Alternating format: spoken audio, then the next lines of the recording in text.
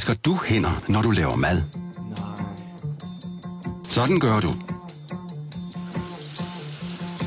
Skyl dine hænder i lunkent vand. Og fordel sæben. Gnid dine hænder mod hinanden og vask håndfladerne grundigt, helt ind i fugerne. Mellem fingrene med let flettede fingre.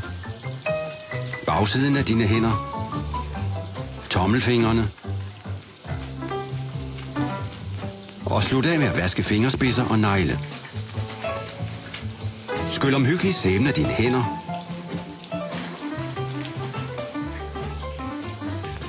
Og tør dem grundigt. Brug papiret til at lukke for vandet. Vask dine hænder ofte og grundigt, når du arbejder med mad. Bakterier og virus fra dine hænder kan nemt blive spredt til maden og gøre andre syge.